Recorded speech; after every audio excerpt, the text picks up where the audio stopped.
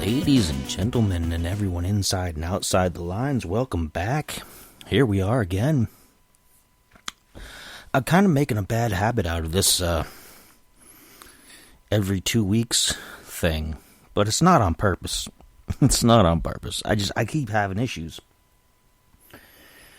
Like this last Monday I got sick.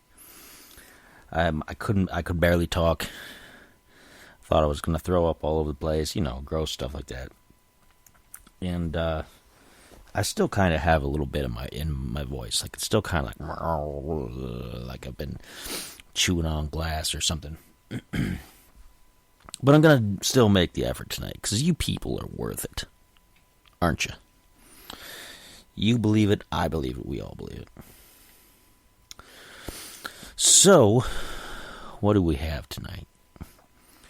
Well, way back in Season 2, which wasn't that long ago, but it was a bit, we talked about peanut butter, right? And no discussion of peanut butter would be complete without jelly. So you know what that means?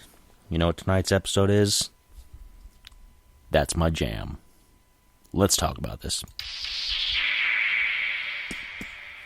A little slight bit of a cough, too. But yeah, jam, jelly, fruit preserves. Isn't that an exciting topic?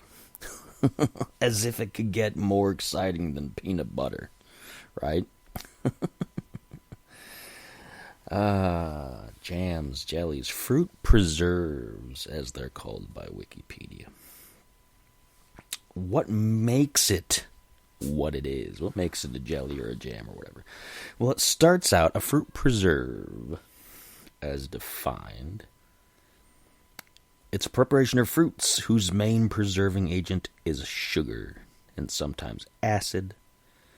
Not like, alien acid blood, but like citric acid and things. Often stored in glass jars and used as a condiment or spread. And of course, everybody loves to have peanut butter and jelly sandwiches, right? But what about other things? You've got jelly. You've got jam. What's the difference, right? What is the difference in these spreads you put on your toast and your sandwiches and in the middle of cakes and cookies and things? But you got more than that. You've got marmalade. You've got all kinds of stuff. And there's even more than that. Like, there's more than I thought. There's more. And let's start with jam. Jam. Jam's made of whole fruit that you cut into pieces or you crush it. You heat it with water and sugar till it reaches a gelling or setting point, which is achieved through the action of natural or added pectin. Pectin is something that certain fruits produce. It's kind of a waxy substance, but it also gives it shape. As opposed to gelatin. Gelatin is an animal product, okay? So we're not going to get into it. But pectin it comes from fruit pectin. And so when you cook it, when you get the stuff all cooked up and you get like all the moisture at a certain level, it turns into this shaky, semi-solid thing, right? Which is the basis for things like Jell-O, which is a brand name. And I don't want to get sued, so Jell-O, don't sue me. But it's very similar.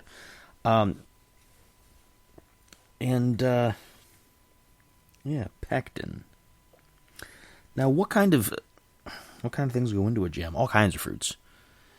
You can have apple jam, you can have grape jam, pineapple jam, raspberry jam. Strawberry jam is a popular one. Strawberry jam is a super popular one here in the United States. Grape jam, not so much. Usually we do grape jelly. Now, what's the difference between a jam and a jelly? Jelly is similar to making jam, but you filter out all the fruit pulp. So it's basically just solidified juice. You don't have pieces of the fruit in a jelly. Right?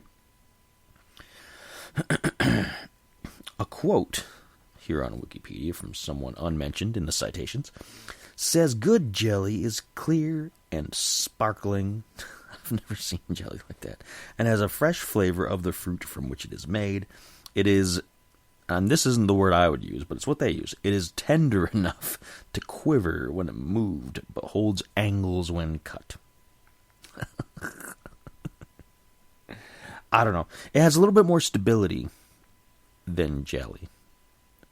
Well, than jam. Jelly has a little bit more stability than jam because it doesn't have the bits of fruit and things kind of like, I don't know, something about that makes it so it's not quite as stable. Even though you would think more structure in there would help, it doesn't.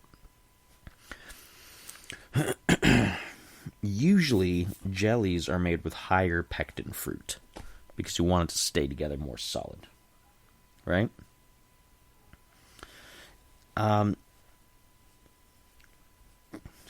jelly is one of the things that we're more familiar with as a child, right? We have grape jelly, peanut butter and jelly. That's our sandwich here in the United States. I don't know if they eat peanut butter and jelly traditionally the same way we eat it here in other countries. I probably have looked that up on my peanut butter episode. But peanut butter and jelly.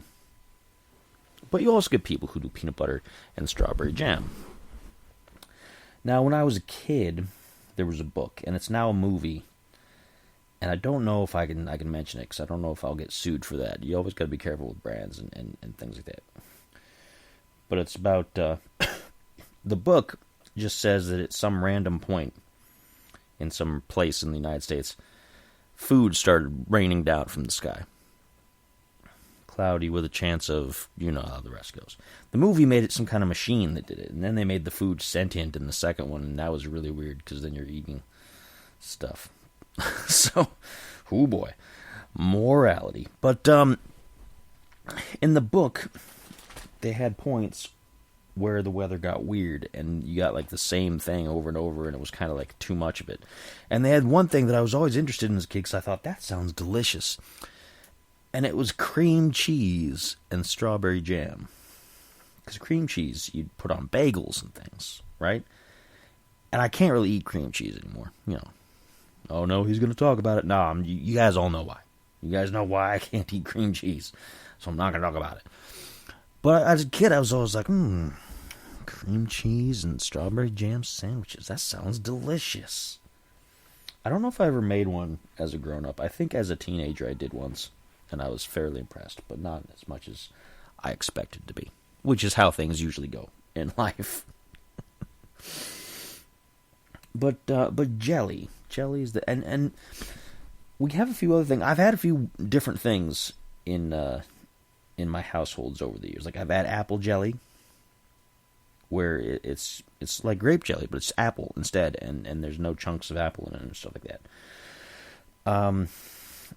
They make mint jelly, which is weirdly enough they pair it with a certain meat, which is really, I don't know. I've never tried it in that combination, and I don't think I particularly want to. I can't see that being good. I'm not a huge mint fan as it is anyway, but mint jelly is kind of expensive as well.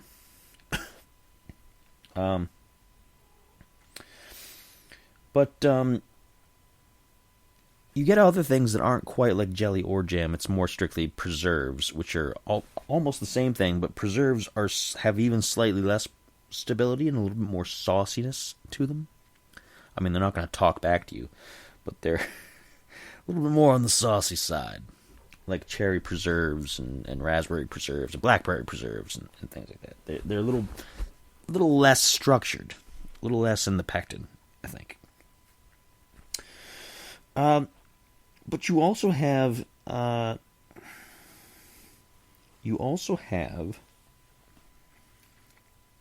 things like fruit curd. Fruit curd is generally a dessert topping, and it's usually made with citrusy things or things with a bright flavor, like lemon, lime, orange, or raspberry. But they also include egg yolks and sugar and fruit juice and zest. And then it makes a spread out of that. But it's similar to something called fruit butter. And if you think, oh, fruit butter sounds weird, apple butter. And you're probably thinking, oh, apple butter, I've had that before. All right. So fruit butter in general is just a weirder, But basically, fruit butter, it's where the whole fruit is forced through a sieve or blended after the heating process. So unlike a jam where there's pieces and there's chunks in there, and unlike a jelly where it's taken out, this time it's blended completely. So it's all the same consistency. Usually they make it out of the larger fruits. Apples and plums and peaches and grapes. But it doesn't, it's not as, it's even less firm than the other ones. You can't like put it in a pile and then have it like shake and do the thing. It'll slowly gloop on down, but you don't want it watery. You don't want it watery either. Let's see. Chutney. Chutney's another one. A chutney is made out of fruits into what's called a relish, which is like chunky bits and a slightly more watery sauce, but it has spices and herbs in it too. That's a chutney. Mango chutney is a big one. A lot of people who do like Middle Eastern foods use a mango chutney, weirdly enough, because I don't know, mangoes aren't really Middle Eastern, but whatever. And you get that in South American cooking too. You get chutneys, and in the South, you get a lot of chutneys in the South of the United States.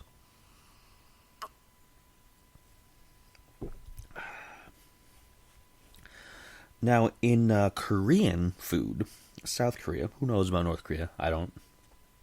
I know a few things, but, North Korea is a whole other topic. In South Korea, they have what's called chong. And chong is the name for various sweetened foods, like syrups, marmalades, which I'm going to get to in a minute, and fruit preserves. And it's used as a tea base, as a substitute for honey or sugar in cooking, and as a condiment. And they have liquid varieties, and they have more solid varieties too. So that's interesting. But fruit butter, apple butter. I've always liked apple butter.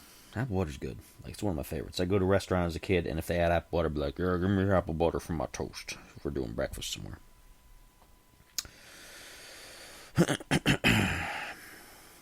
Marmalade. I like marmalade, too.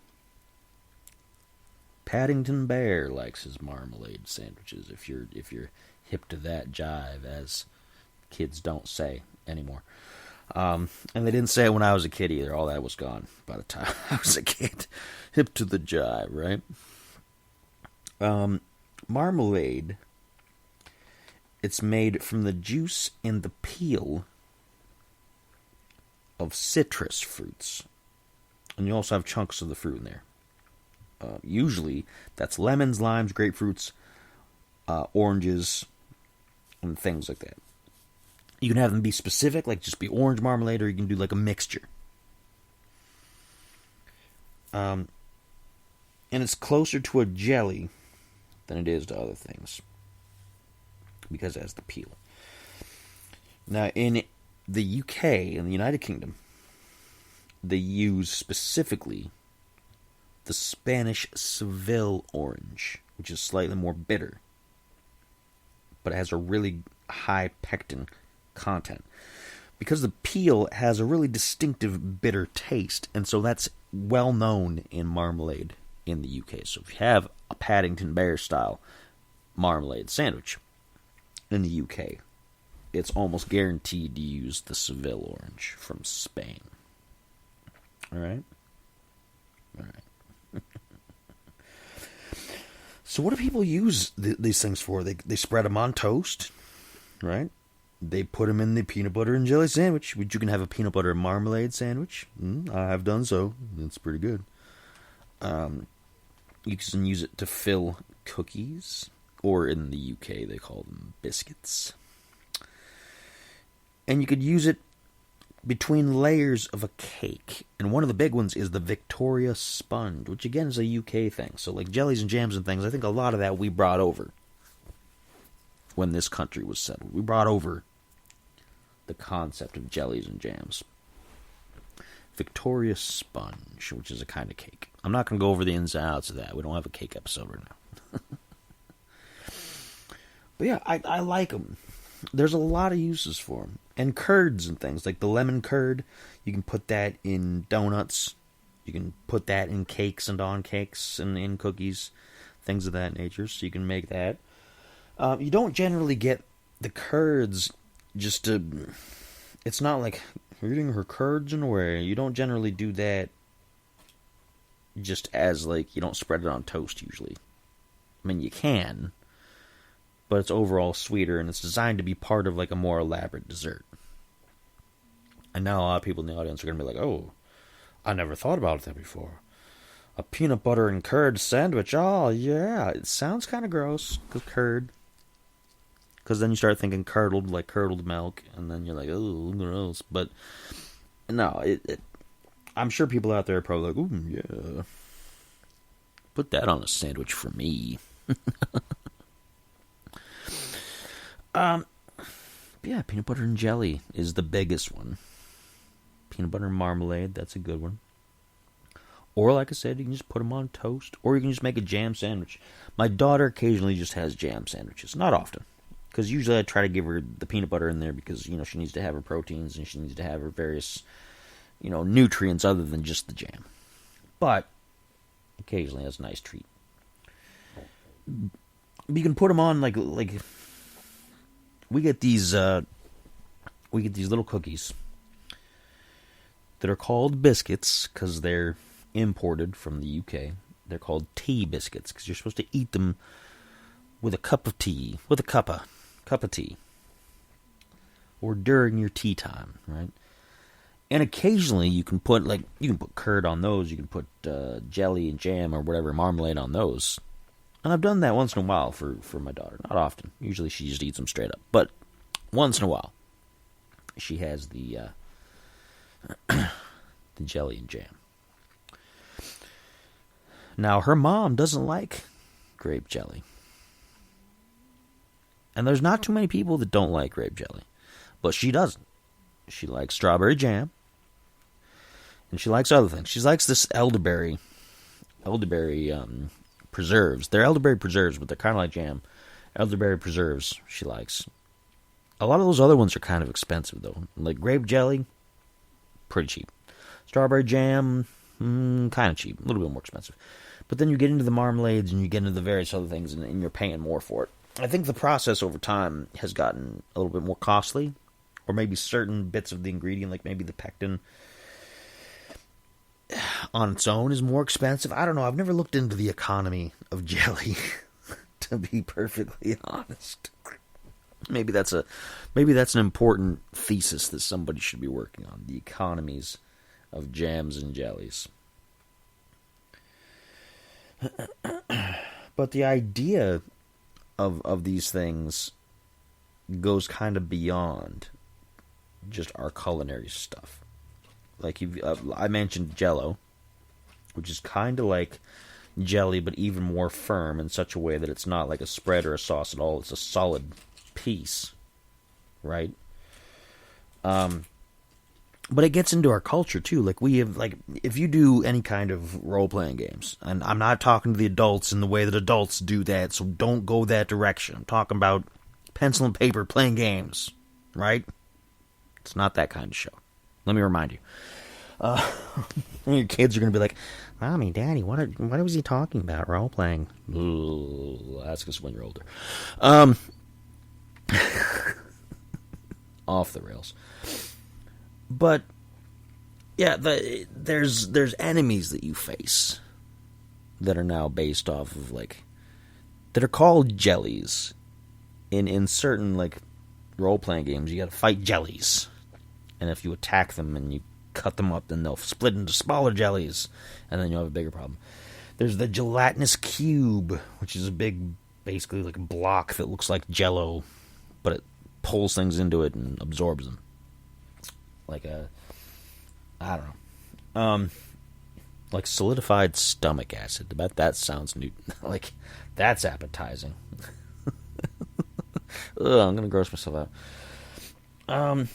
But then, like, my daughter plays these games on her consoles called Slime Rancher. And it's like the classic idea of like a jelly, a living jelly. But it's called the slime. And they have faces and cute little tails and things. And you don't fight them. You just collect them and they give out this stuff that you can collect and you can make money off of it. And then you build little corrals and things for them. And you feed them chickens, which is barbaric. But you do it. You feed them chickens. It's a kid's game. But slimes. But that's basically the classic idea of the jelly as an enemy. Right? It is to me. I mean, it makes sense.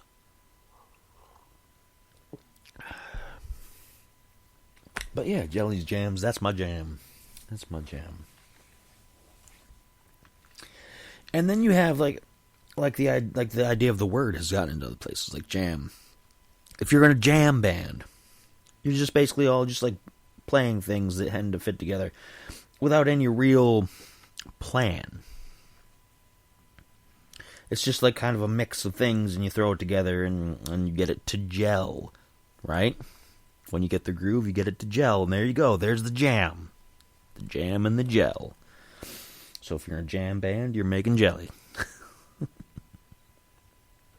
So when people say, that's my jam, that's where that comes from. It comes from the jam bands. I like this jam that they're playing. Yeah. That's my jam.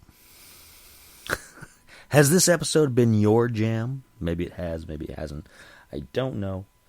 But hopefully you enjoyed it. It's another shorter one. Not as short as some of the other ones, but, you know, the way that my throat's been. You can hear it kind of like, how my tone is not how it usually is. Because it takes the longest for my voice to recover whenever I get into any kind of a cold or whatnot. And this was basically just some kind of a light cold. It wasn't that big of a deal. But since it's a bit of a struggle for me to speak and for you to hear me, that's the end of my jam. I'm going to try to do the episodes regularly every Monday again. It didn't intend this to be a trend. I know, like, for the last 3 episodes, it's been episode, off week, episode, off week, episode. So, I'm not doing that on purpose. I swear I'm not trying to do that on purpose. You said, it seems like every other week, literally every other week, something has happened that has prevented me from doing an episode that week, so I've had to do it the other week. So we're going to try to get back on track. Do it every Monday. Because we're not quite halfway through Season 3 yet. We're on, this is episode 47. So we got 3 more episodes, 8, 48, 49, and 50. Before we're at the halfway mark of Season 3. Okay, so we still got a lot of episodes to go, and I know I'm behind. But that's what the plan is. That's what the plan is. For the grown-ups, if you're not yet following me on YouTube, you can at Spider Does Things on YouTube. And that's also where everything else is. You can find my alcohol tastings, which I'm gearing up to get close. I'm within like 4 or 5 episodes or more. I think I'm pretty close to that. Of the 100th episode, which is going to be something fancy. It's going to be something special. And so there's that.